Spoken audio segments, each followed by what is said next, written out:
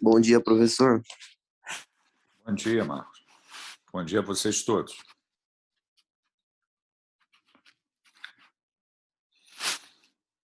Como é que vocês estão? Estão bem?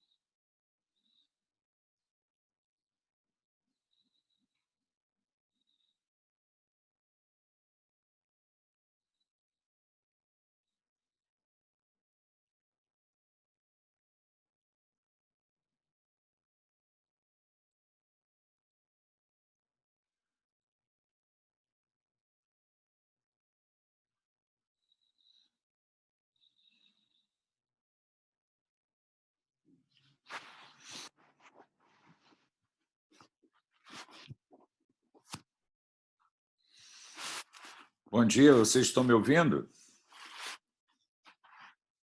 Estamos sim, tá saindo áudio sim. Ok. Espero que vocês estejam bem aí, né? Se protegendo aí com as medidas de prevenção da Covid. Eu já vou compartilhar a tela com vocês, mas antes eu queria falar o seguinte, para apresentar a aula. Nós temos mais dois temas, o de hoje e o da próxima aula, antes da segunda avaliação, tá? Então, temos a aula hoje, mais uma aula daqui a 15 dias e depois é a avaliação. O caso clínico que vai ser apresentado hoje, na verdade, ele vai ser utilizado para a aula de hoje e para a aula subsequente. Hoje nós vamos falar de um tema e na outra aula a gente vai aproveitar o caso clínico também para dar encaminhamento com outros dois temas que fazem parte do conteúdo. Tá bom? Eu estou vendo aqui, tem 28 pessoas na sala. Então, nós vamos começar. Eu vou compartilhar a tela.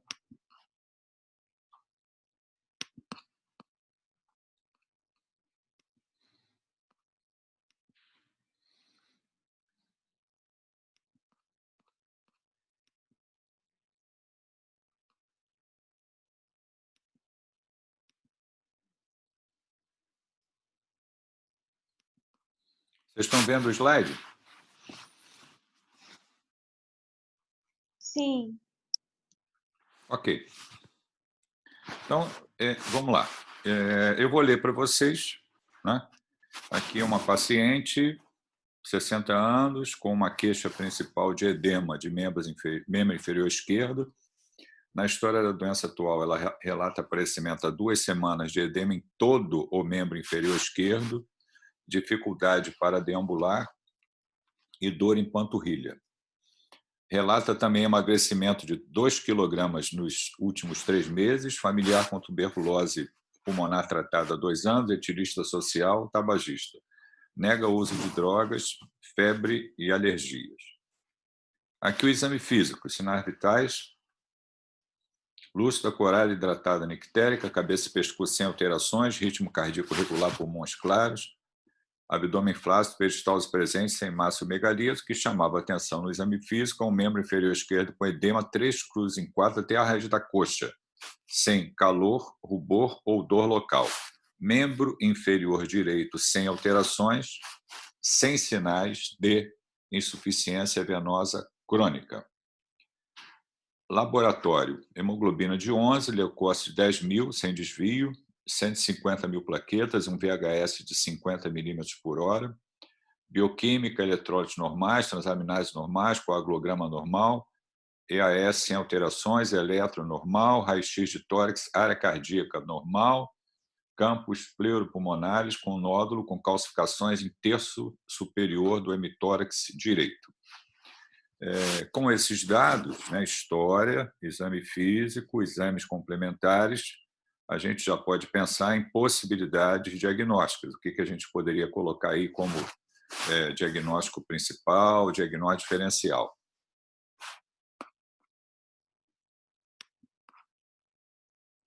Alguém quer falar? Ou a gente continua?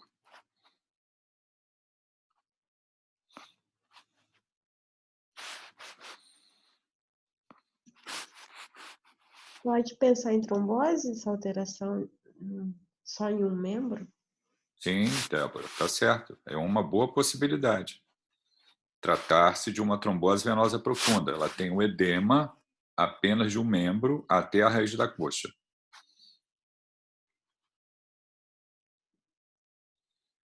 Como a gente está discutindo o caso, né, e você já lançou aí uma boa hipótese para diagnóstico, vamos colocar aqui, vamos voltar lá.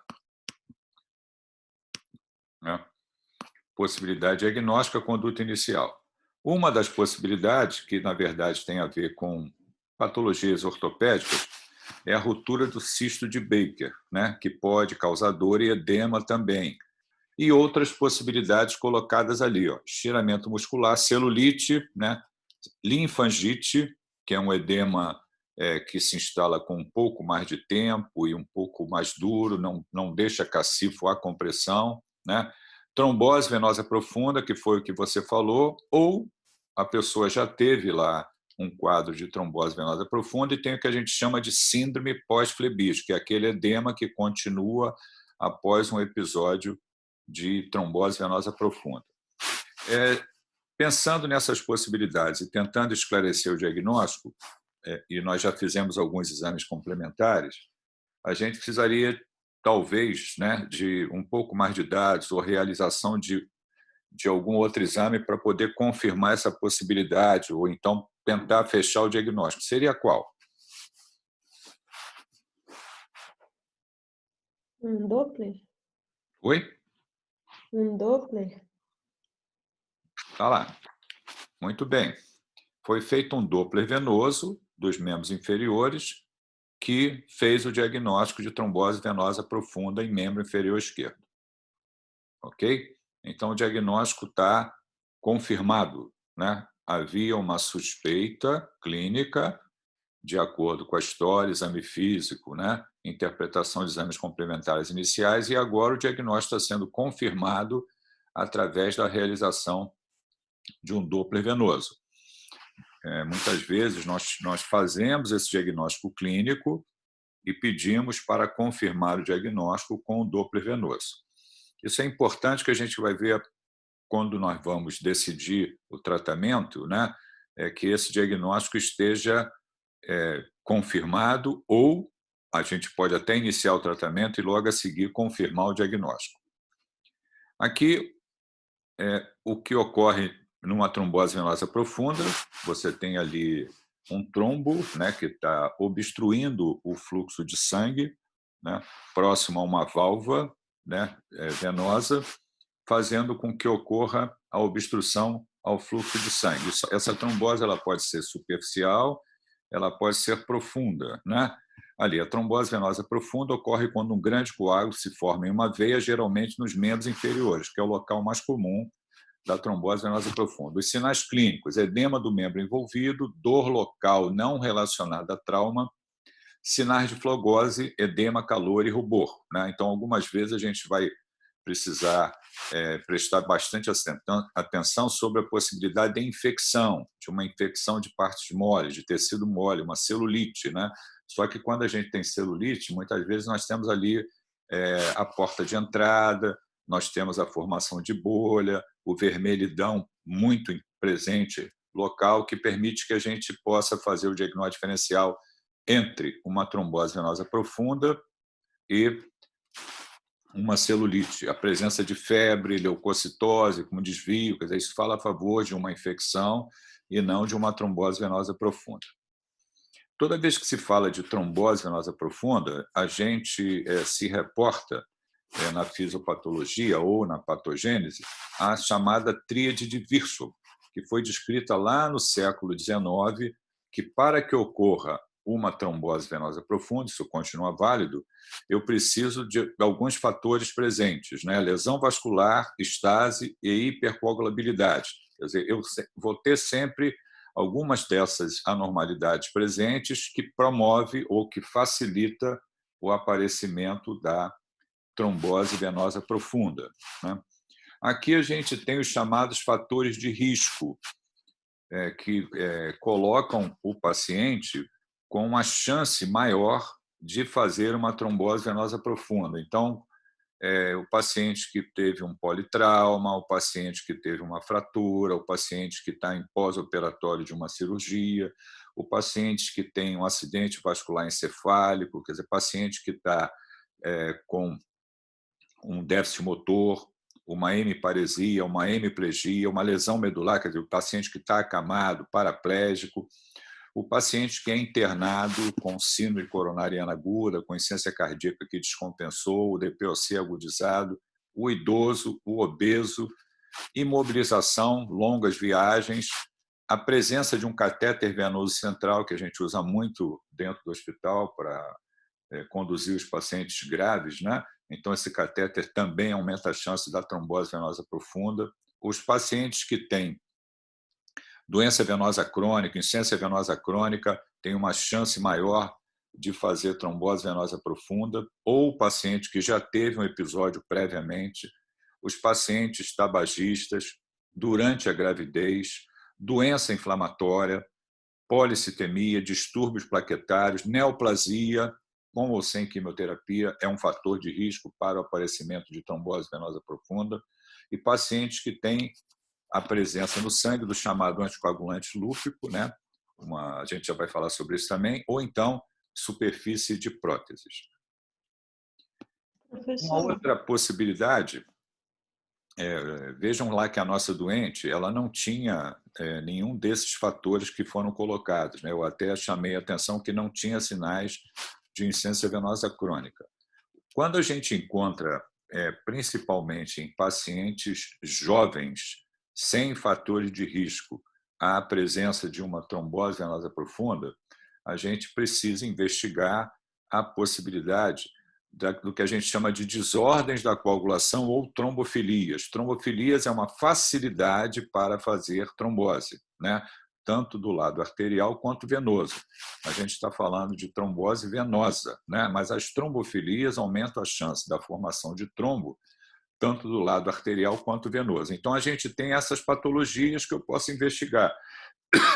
A presença do fator 5 de Leiden, que é resistência da celular à proteína C, que é um anticoagulante natural, deficiência de antitrombina 3, deficiência de proteína C e S da coagulação, a presença do anticorpo antifosfolipídio, anticardiolipina, elevação de homocisteína, mutação do gene da protrombina, desordens do plasminogênio, desfibrinogenia congênita. Então, são patologias que, quando eu encontro uma trombose venosa profunda num paciente jovem, né, mulher ou homem, e que eu não tenho ali fator de risco presente para a formação da trombose, eu obrigatoriamente preciso investigar a possibilidade de trombofilia. Complicação mais temida da trombose venosa profunda. Vou interromper aqui para falar com você novamente. Qual seria? Eu estou olhando a trombose. Edema agudo de pulmão? Oi? Edema agudo de pulmão? Edema agudo de pulmão? Foi isso, Débora, que você falou? Não, você... Tromboembolismo pulmonar, desculpa, falei errado. Isso. exatamente. Eu estou dando tempo para você corrigir. Você está participando, é ótimo. É o tromboembolismo pulmonar, quer dizer, é esse trombo, né, ele se soltar ali da região do membro inferior, migrar pelo sistema venoso e chegar à artéria pulmonar e obstruir um segmento da artéria pulmonar, causando o que a gente chama, pode causar o óbito do doente, que é a embolia pulmonar. Então, vamos lá. Então, está aqui a complicação mais temida da trombose venosa profunda, que é a embolia pulmonar. Então, eu tenho trombo em membro inferior, se solta um fragmento, né, e isso vai impactar lá um segmento, obstruir um segmento da artéria pulmonar e as repercussões relacionadas à obstrução desse segmento, né? Isso pode causar o óbito do paciente. Isso é uma causa dentro do hospital de óbito. Eu estou tratando do doente e o doente morreu. Eu não entendi direito por que esse doente morreu, quer dizer, uma morte súbita ali dentro do hospital, né? Está internado, está tratando uma pneumonia e morreu. Estava melhor da pneumonia e morreu. O que pode ter acontecido com o doente? Ele fez uma trombose venosa profunda e evoluiu com embolia pulmonar. Naturalmente, a gente pode também falar, a gente está falando de trombose venosa profunda, poderia estar falando de tromboembolia pulmonar, como é que é a apresentação clínica, como é que eu faço o diagnóstico, quais são as intervenções terapêuticas. A embolia pulmonar, normalmente, o tromboembolia pulmonar, normalmente é consequente a uma trombose venosa profunda prévia de membros inferiores, onde um fragmento se soltou e migrou ali para a artéria pulmonar. Então, a nossa paciente, o diagnóstico que nós estamos fazendo, eu preciso tratar essa paciente tanto para melhorar ou resolver o quadro de trombose venosa profunda e, paralelamente a isso, eu estou tentando impedir a ocorrência dessa complicação grave que pode levar a paciente ao óbito, que é a embolia pulmonar. Essas duas patologias, a trombose venosa profunda e a embolia pulmonar, ou tromboembolismo pulmonar, muitas vezes nós vamos estudá-las junto a um termo que a gente chama de tromboembolismo venoso. Então, hoje, quando vocês procuram o termo tromboembolismo venoso, a gente está incluindo a trombose venosa profunda e o tromboembolismo pulmonar. A gente está separando para falar da trombose venosa profunda e estou comentando também sobre a embolia pulmonar ou tromboembolismo pulmonar. Quando a gente está diante de uma trombose venosa profunda, quer dizer, eu já fiz o diagnóstico, eu internei a paciente e vou tratá-la no ambiente hospitalar, né? Então, a conduta na trombose venosa profunda, algumas medidas devem ser tomadas. A principal medida é anticoagulação. Inibir a coagulação. Por que nós estamos anticoagulando ou nós vamos anticoagular essa paciente? Por 3 motivos. Impedir a progressão do trombo, facilitar a lise do trombo, mais adiante ali pelo sistema fibrinolítico do organismo, e prevenir a recorrência. Quer dizer, prevenir recorrência significa que esse vaso, eu vou impedir a progressão, ele vai ser recanalizado e, com o uso do anticoagulante, eu vou impedir que novos trombos se formem. Eu vou impedir a recorrência da trombose. Então, por esse motivo, nós vamos inibir a coagulação, nós vamos anticoagular a paciente. Normalmente, essa anticoagulação, a gente tem aqui a cascata da coagulação, dos vários fatores envolvidos ali, né? A injúria do vaso, ou então a ativação do fator tecidual, e aí nós temos uma série de fatores que são ativados que contribuem para a geração de trombina, a transformação de protrombina em trombina, e essa formação de trombina faz com que ocorra a transformação do fibrinogênio em fibrina, em um coágulo estável. Então, isso é que determina a coagulação. Isso é o normal, né? E nós temos no nosso organismo também fatores que modulam a cascata da coagulação, né? Que são os nossos anticoagulantes naturais. Então, a gente tem a proteína C, tem a trombomodulina, tem a antitrombina, tem um inibidor da via do fator tecidual, que modulam e fazem com que essa cascata, ela por si só, não gere coágulos, senão a gente não teria o nosso sangue circulando. A anticoagulação que nós vamos utilizar no nosso paciente será a heparina. A heparina é um cofator da antitrombina. Então, inibe, como eu já mostrei ali, a via da coagulação, a antitrombina. Como é que funciona isso? Eu tenho disponível no mercado, para uso 2 tipos de heparina. A heparina não fracionada e a heparina fracionada. Essa heparina não fracionada, a heparina não fracionada, ela tem uma sequência ali de sacarídeos, de pentasacarídeos, como está colocado ali, e ela vai atuar se acoplando à antitrombina e, como cofator da antitrombina, ela vai inibir, como está colocado ali, a ação do fator 10A, a ativação do fator 10A. Então, ela atua como anticoagulante, inibindo a ativação do fator 10A. Essa heparina não fracionada, ela acaba também inibindo a geração de trombina. Então, ela inibe a ativação do fator 10A e inibe também a geração de trombina. Então, ela é um cofator da antitrombina que tem essas duas ações. Com isso, ela vai inibir a coagulação. O doente vai ficar anticoagulado.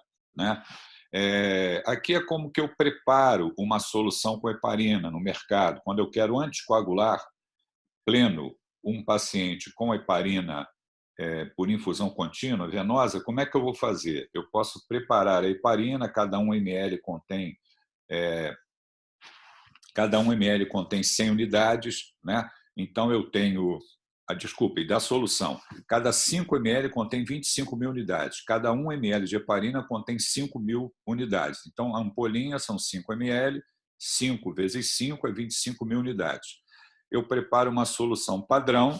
Essa solução padrão, normalmente, a gente faz com 245 ml de soro glicosado, mais 5 ml de heparina.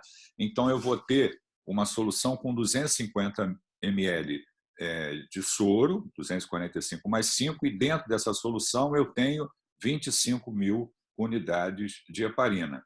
E aí eu vou titular essa heparina. Normalmente, a gente infunde isso por uma bomba infusora, de forma contínua.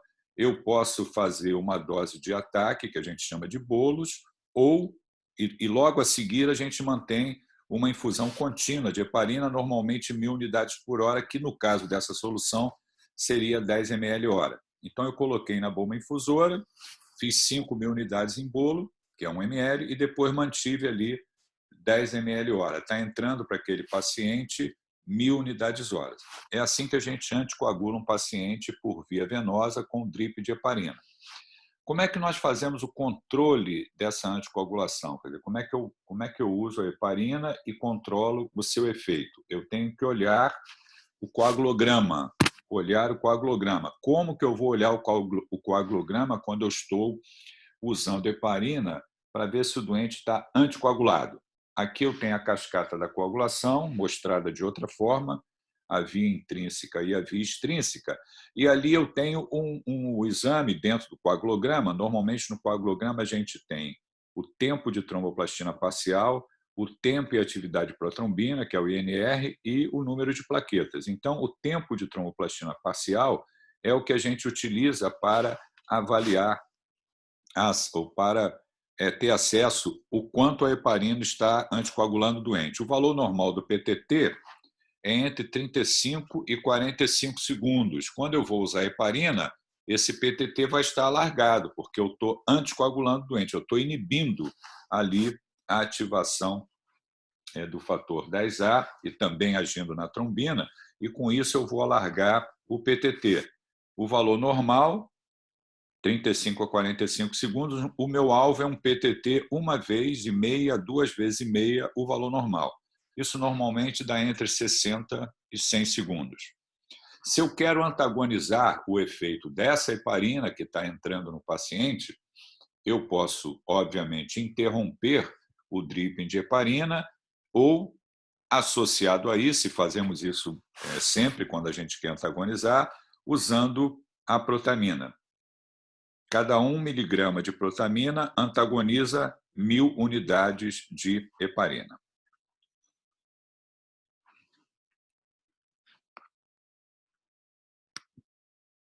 Entenderam como a gente usa heparina não fracionada para tratar o doente, anticoagular o doente?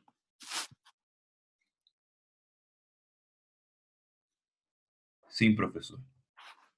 Ok, Daniel. Na maioria das vezes, nós vamos tratar esses doentes não com heparina não fracionada, e sim com a heparina fracionada, ou heparina de baixo peso molecular, que já temos aí há vários anos no mercado, né? Eu já sou formado há muito tempo, eu cansei de tratar doente com heparina não fracionada. Depois, quando entrou a heparina de baixo peso molecular ou fracionada, isso foi um avanço e mais comodidade para tratar. Então, o que aconteceu? Com a heparina de baixo peso molecular, como está colocado aqui, ela tem um peso menor, por isso que se chama heparina de um peso molecular menor, por isso que se chama heparina de baixo peso molecular. Exatamente por isso, ela só antagoniza ali, ela só inibe a ativação do fator 10A, ela não interfere na geração de trombina. E nós vamos também, né, nós temos algumas no mercado, a mais utilizada é a enoxaparina, e ela tem uma facilidade que eu não preciso fazer heparina venosa, eu posso fazer a heparina de baixo peso molecular por via subcutânea, com uma dose fixa, 1 miligrama por quilograma de peso subcutâneo a cada 12 horas. E dessa forma eu consigo anticoagular meu paciente. Quer dizer, eu não preciso fazer heparina em bolos, heparina em drip, em infusão contínua. Eu trato dessa maneira, com uma injeção subcutânea a cada 12 horas.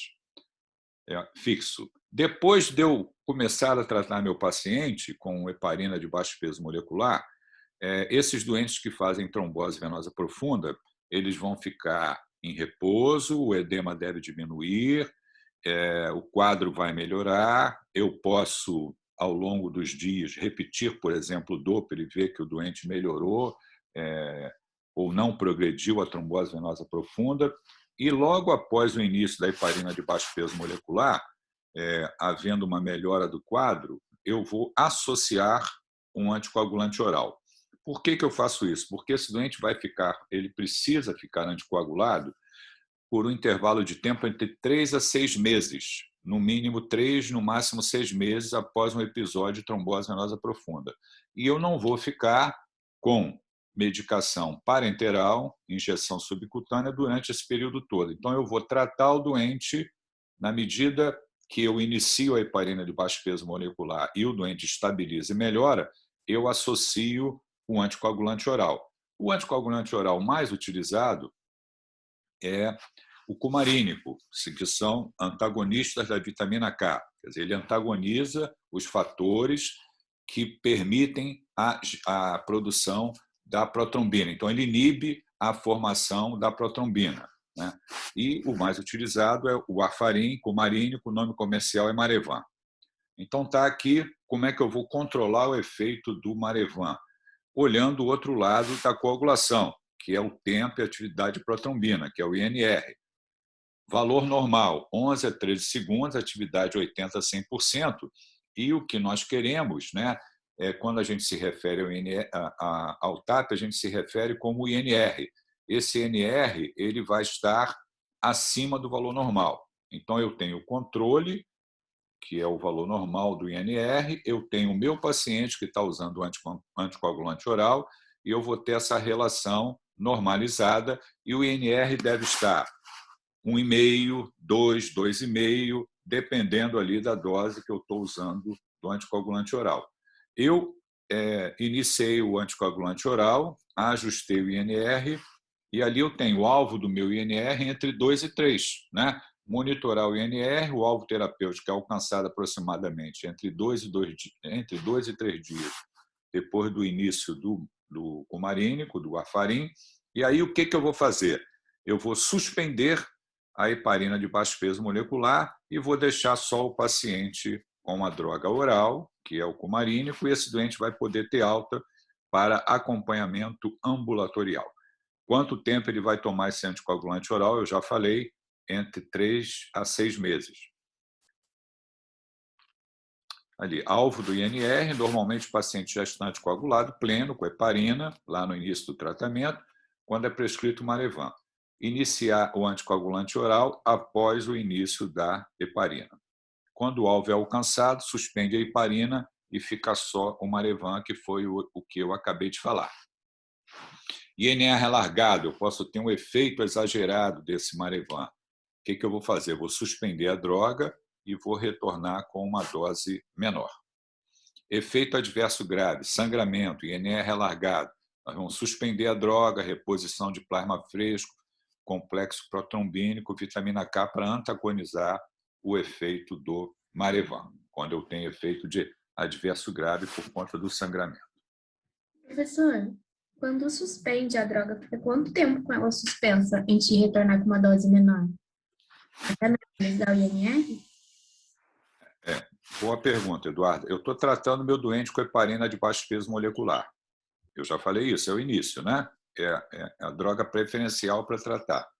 E aí eu inicio o Marevan. Eu já sei que quando eu inicio o Marevan, eu tenho que monitorar o INR. Então, o INR, o TAP, né? O INR está normal e eu iniciei o Marevan. O alvo terapêutico, né?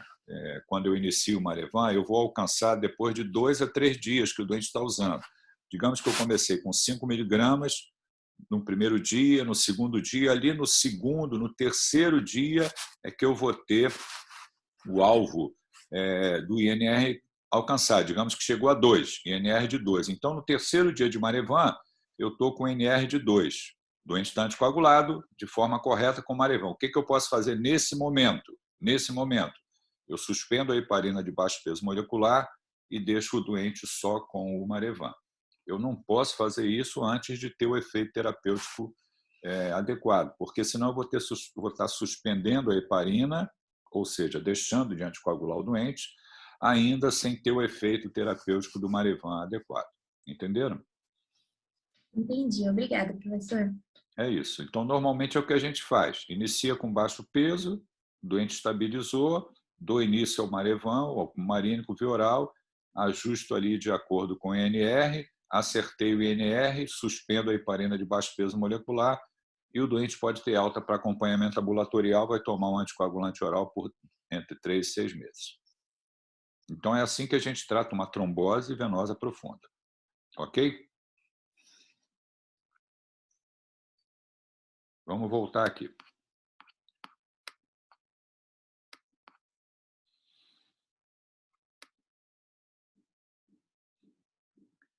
Existem os anticoagulantes orais novos, né?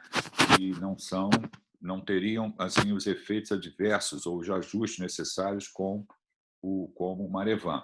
Existem alguns no mercado, né? Como está colocado ali, né? São os inibidores do fator 10A diretos e indiretos e os inibidores da trombina.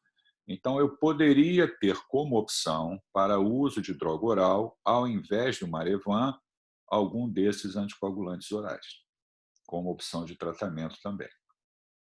Por exemplo, o Rivaroxaban ou a Apixaban. Aí depende de como vai ser prescrito, né? São drogas mais caras, mas estão disponíveis aí para serem utilizadas. Bom, uma outra opção que eu tenho para tratar uma trombose venosa profunda, né, numa situação especial, quando eu tenho uma obstrução significativa do fluxo, um edema significativo também, e principalmente quando a gente tem a ocorrência de embolia pulmonar, tromboembolia pulmonar, eu posso lançar mão de uma droga que lisa o coágulo, que dissolve o coágulo.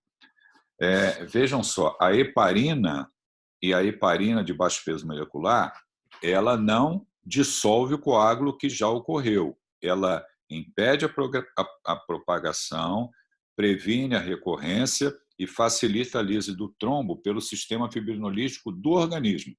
O trombolítico não. O trombolítico ele vai dissolver o trombo. Então, teríamos uma ação mais rápida ali na dissolução do trombo, né? Aqui são indicações de terapia trombolítica em tromboembolismo venoso, englobando as duas patologias, né? Então, vejam lá, eu posso ter uma embolia pulmonar maciça, aí eu posso fazer uso do trombolítico. Ou se eu tenho uma trombose venosa profunda extensa, com trombo que está móvel ali, com risco de soltar, fazer embolia pulmonar, quer dizer, um edema muito significativo. Algumas vezes, esse edema venoso significativo pode, inclusive, obstruir também fluxo arterial. Então, nesses casos, a gente tem a indicação de indicar, inclusive para uma trombose venosa profunda, o uso de trombolítico. Mas não é a primeira escolha. A primeira escolha é a heparina de baixo peso molecular. Aqui são contraindicações absolutas e relativas quanto ao uso do trombolítico. Quando a gente tem a coagulação no nosso organismo, a gente tem a fibrinólise. Então, o sistema fibrinolítico ele funciona. Aqui eu tenho a vinha intrínseca e extrínseca, formando o trombo, né? a transformação do fibrinogênio em fibrina, e ali eu tenho a via do plasminogênio que lisa esse trombo, né? Isso é o normal, a ação da plasmina, que vai fazer com que esse trombo se fragmente e dê lá o que se chama produtos de degradação do fibrinogênio, PDF, né? Ou então a avaliação disso laboratorial, que é o dedímero, que é um fragmento desse trombo, né? Então, o plasminogênio atua, se transforma em plasmina e lisa o trombo. Isso ocorre naturalmente quando a gente tem uma trombose e o sistema fibrinolítico dissolve esse trombo ao longo dos dias. Isso ocorre por ação de fatores, né, que ativam, né, a geração, a transformação do plasminogênio em plasmina. E quando a gente faz um trombolítico, como está colocado aqui, por exemplo, o alteplase, que é o ativador do plasminogênio tecidual recombinante, eu vou acelerar esse processo de transformar o plasminogênio em plasmina e, com isso, eu vou ter o efeito imediato ali de dissolução do trombo.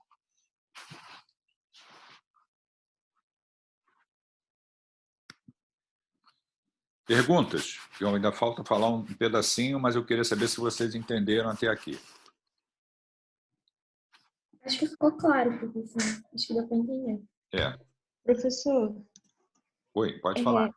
algum desses medicamentos tem alguma restrição alimentar com relação à ingesta de folhas verdes? Desculpa. Se algum desses medicamentos tem alguma restrição alimentar quando o paciente está fazendo uso? A heparina não, de jeito nenhum. A heparina o doente está usando, ou venosa ou subcutânea, sem problema. O anticoagulante oral, o Marevan, a ação terapêutica dele pode ter interferência quando você usa alguma outra droga, né? Por exemplo, um anti-inflamatório, que aí você pode potencializar a ação do Marevan, quer dizer, aquele INR que está ali obtido, ele pode aumentar, pode ficar mais alargado, né? E também em relação a alimentos que contêm ali precursores da protrombina, né? da vitamina K, e você pode ter também interferência na ação terapêutica. Então, sempre que usa Marevan, eu preciso monitorar laboratorialmente a atividade, né? O INR. Então, esse doente vai para ambulatório e ele tem o acompanhamento, orientação dietética, orientação sobre o uso de drogas, e a gente tem que também monitorar, pelo menos a cada 15 dias, no primeiro momento, o INR desse paciente, para ajustar a dose do Marevan. Ok? Talvez seja isso que você tenha perguntado, né? Não, porque tem gente que quando está anticoagulando não pode, não sei se é o tipo de medicamento, não pode comer alimentos verdes, folha verde. É o Marevan. É porque ali você tem precursores da vitamina K. É o Marevan. Entendi. É isso. O doente que está anticoagulado, ele precisa primeiro saber que está anticoagulado. Ele precisa ter acesso a acompanhamento ambulatorial. Qual é o grande risco que o paciente tem quando está usando um anticoagulante oral, né? Não é nem esse ponto que você comentou, lógico que é importante, tanto para o uso de drogas quanto a alimentação, mas esse não é o problema principal. O problema principal é sangramento. É o doente ter trauma. Então, por exemplo, o doente que está anticoagulado, ele não pode jogar bola, porque jogar bola, futebol, você tem contato, você pode ter trauma ali de bater com outra pessoa numa disputa durante um jogo. Então, tem risco de sangramento. Mesmo um pequeno trauma pode causar sangramento. Exatamente por conta disso, então vou voltar lá atrás. A decisão de tratar um doente com trombose venosa profunda, com embolia pulmonar, exige que eu confirme o diagnóstico, né? Por que isso é importante? Quer dizer, eu vou usar uma droga que eu posso ter um efeito adverso grave com o paciente e o doente morrer por causa disso. Quer dizer, imagine o seguinte cenário. Eu achei que é trombose venosa profunda, iniciei a anticoagulação, o doente sangrou e morreu por um efeito adverso grave. Ele tinha lá uma úlcera péptica que não fui informado, e eu iniciei anticoagulante, o doente fez hemorragia digestiva, chocou e morreu. E ali a trombose venosa profunda não era trombose venosa profunda, era uma celulite. Isso está completamente errado. Quer dizer, se eu vou usar uma intervenção terapêutica que pode ter efeito adverso grave, o correto é que eu confirme o diagnóstico. Então, eu estou achando que é trombose venosa profunda, eu vou confirmar com um Doppler venoso. Está típico de trombose venosa profunda, eu vou iniciar a anticoagulação, o doente foi internado, tudo bem, você pode iniciar, mas confirma. Para a embolia pulmonar é a mesma coisa. O doente fez um quadro, dor torácica, tossiu, hemoptoque, eu estou achando que é embolia pulmonar, eu vou tratar a embolia pulmonar. Sem problema. Você pode iniciar o tratamento. Confirma o diagnóstico. Faz ecocardiograma, faz angiotomografia, confirma o diagnóstico. Porque eu não posso decidir uma intervenção terapêutica, que significa anticoagular esse paciente, e ele tem risco de efeito adverso grave, que é sangramento, e morrer por causa disso, e eu não ter como me explicar. Olha, eu estou tratando o doente, estou tomando todos os cuidados, confirmei o diagnóstico, e ele teve ali um efeito adverso grave, apesar de todos os cuidados que foram tomados. É completamente diferente. O diagnóstico não foi confirmado, eu resolvi tratar, e ainda... Isso, o médico ele é responsável pelos seus atos. Então, se eu estou tomando essa decisão, eu tenho que correr atrás para que o diagnóstico seja confirmado, porque eu não estou prescrevendo para esse doente tomar água destilada, eu estou prescrevendo para esse doente ser anticoagulado. Então, a nossa responsabilidade é muito grande. Entenderam o raciocínio? Uma coisa é você achar, outra coisa é você ter certeza, né? Principalmente quando você vai prescrever anticoagulação. A anticoagulação, dentre as drogas que a gente prescreve, é uma das principais de efeito adverso grave. Então, eu posso estar achando que está tudo certo e o doente sangrar e morrer. Morrer. Mas o que aconteceu? Por que o doente... Aí alguém vai perguntar para você, por que ele está usando anticoagulante, doutor? Não, eu achei que ele tinha embolia pulmonar. O senhor não acha nada, eu vou processar o senhor. Se o diagnóstico não for confirmado, o senhor matou meu pai. Entendeu? Não pode ser assim. Isso é um erro médico. Isso se chama imperícia, imprudência, negligência. Vocês passaram aí do meio do curso médico. Isso é importante, porque a nossa responsabilidade é grande quando a gente está diante de um paciente e vai usar uma intervenção terapêutica que tem efeito adverso. Mais alguma pergunta? Alguma consideração?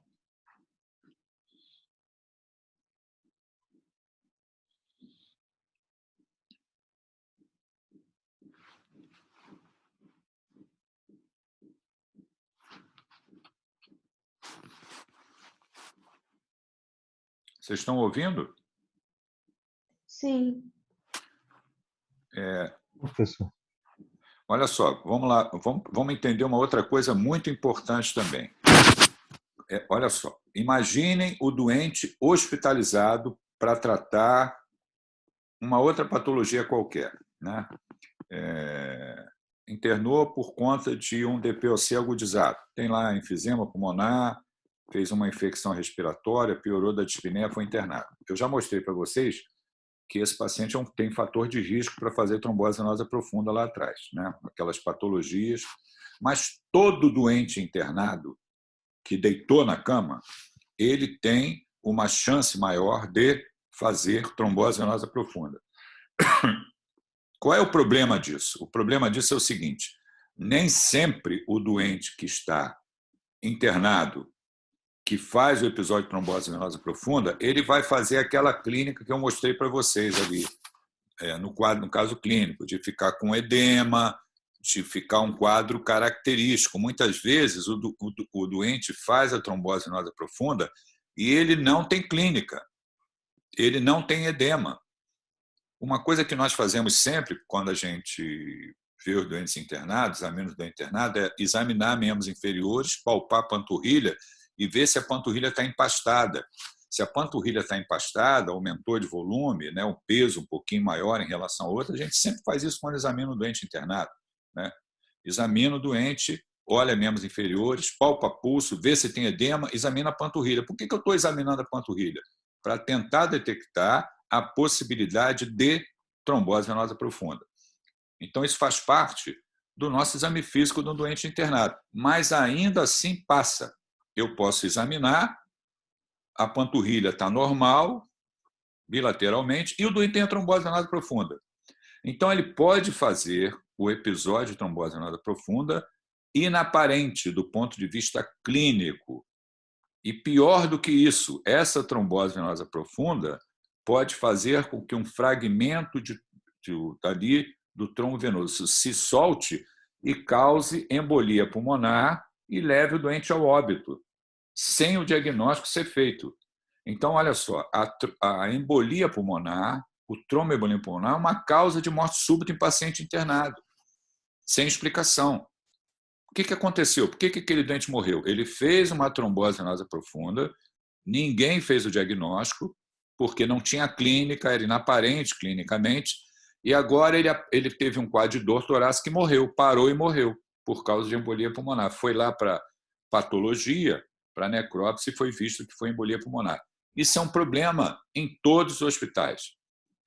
Trombose venosa clínica, diagnóstico não é feito, não tem, é inaparente do ponto de vista clínico, e essa trombose venosa pode levar ao tromboembolismo venoso, à embolia pulmonar e levar ao óbito. Como é que se resolve isso? Como é que se resolveu isso? Da seguinte forma: como eu sei que a chance de ocorrer é muito grande, porque eu deitei o doente, ele está acamado, todo doente é um fator, todo doente hospitalizado é um fator de risco para fazer trombose venosa profunda, e eu vou agir preventivamente. Eu vou usar uma estratégia terapêutica para prevenir o aparecimento da trombose venosa profunda. Isso é um item atualmente, isso é um item de segurança. O doente internou no hospital, eu vou prescrevê-lo, independente da patologia que seja, eu vou prescrever uma intervenção para prevenir a ocorrência de trombose venosa profunda.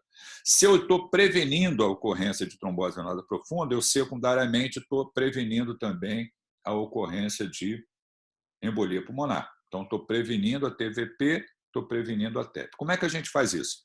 A gente faz isso com uma dose baixa de heparina de baixo peso molecular. 40 miligramas de enoxaparina subcutânea uma vez ao dia. Então, vocês peguem uma prescrição de hospital, seja lá por que patologia for, você vai encontrar lá na prescrição 40 miligramas subcutânea de enoxaparina uma vez ao dia. Por que aquilo está na prescrição? Aquilo é prevenção de trombose venosa profunda e tromboembolismo pulmonar. Aí você pode, um de vocês, mas professor, o doente internou com hemorragia digestiva por conta de uma úlcera, eu vou fazer a profilaxia da trombose venosa profunda? Óbvio que não, né? Óbvio que não.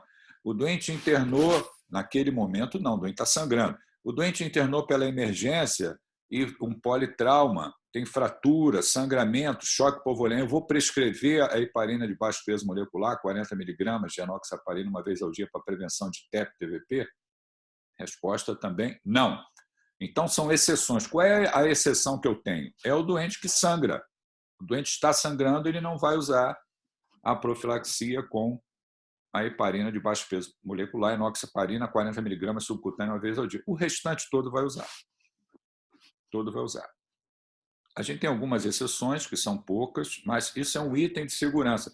Se você fizer a prescrição, admitir um doente com pneumonia para tratar, um DPOC agudizado, e não botar na prescrição, está errado a sua prescrição. Você tem que corrigir, porque isso é um item de segurança. Ah, mas eu fiz antibiótico, eu hidratei, eu fiz... Não, não importa. Você fez uma série de coisas, mas está faltando colocar a profilaxia para TVP-TEP. Isso é um item obrigatório. É uma medida de segurança. Os hospitais, eles se organizaram, né? Aqui é apenas um exemplo de uma que eu fiz, né? Mas todo hospital tem isso. Quando você faz a prescrição, você tem que cumprir ali, principalmente quando é uma prescrição que faz parte de um prontuário eletrônico, ela não vai permitir que você termine a prescrição sem você passar ali por um protocolo de prevenção de TVP-TEP. Se você não colocar isso ali no prontuário eletrônico, na prescrição, ela não vai permitir que você feche a prescrição. Por quê? Porque você tem que lembrar disso. Isso é um item de segurança. É uma maneira de, digamos assim, evitar que o médico faça besteira, né? A gente está aqui conversando, vocês estão aprendendo, vocês estão estudando, mas a gente tem muita responsabilidade lá na frente. Vocês todos vão ter. Na hora que eu boto um doente para dentro do hospital, seja lá por que motivo for, eu tenho que me preocupar com a prevenção da trombose venosa profunda e da embolia pulmonar. Ok? Perguntas, por favor.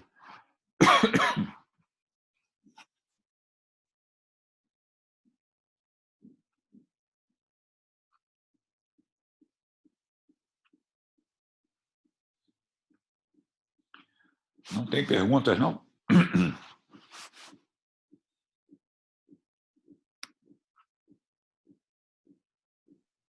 Professor, eu tenho uma. Mesmo depois de alguma cirurgia que meu paciente estiver internado, eu ainda vou fazer a prevenção?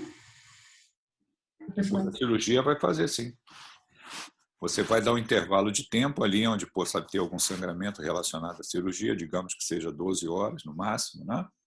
Ou no máximo 24 horas, e o doente vai fazer uso, a partir daquele momento, até ele ter alta do hospital, vai fazer uso do 40 mg de enoxaparina subcutânea uma vez um dia como prevenção. Quem está falando? É Maria? Isso, Maria Eduarda. Tudo tem, digamos assim, digamos que você entrou para fazer uma cesariana, você vai ficar 2 dias internado. Fez o parto, no dia seguinte você levantou da cama, no outro dia você vai ter alta.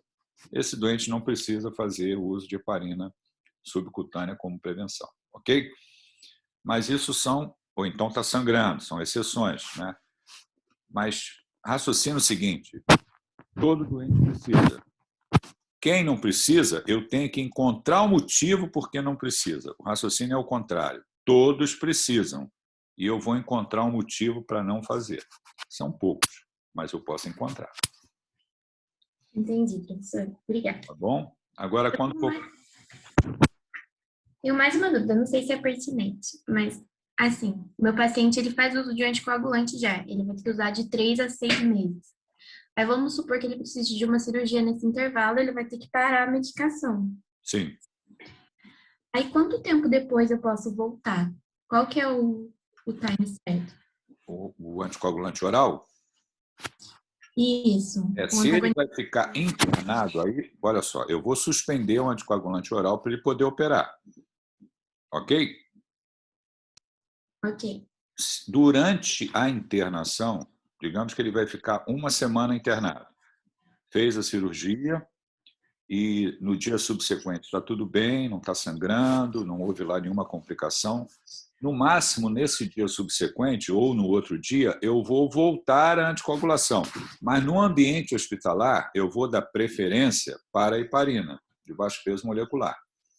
Quando ele for ter alta, eu vou para a via oral e ele vai continuar tomando lá a droga via oral dele. Entendeu?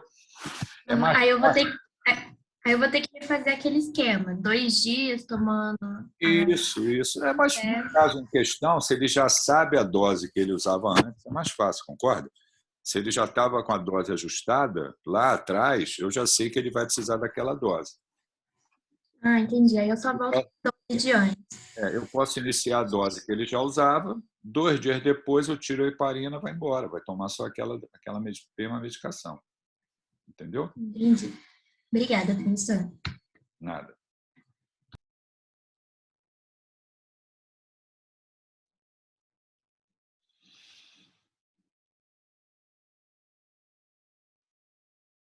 Muito bem.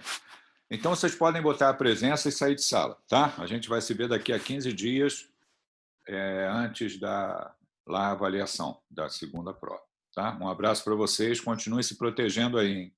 Muito cuidado, hein? Obrigada pela aula, professor. Até tomar a vacina Professor, aí. Fala. Na insuficiência venosa crônica, isso seria o quê? Varizes? Varizes, de membros inferiores. As pessoas que têm varizes, né, às vezes superficiais ou então profundas, têm uma chance maior de fazer trombose venosa profunda.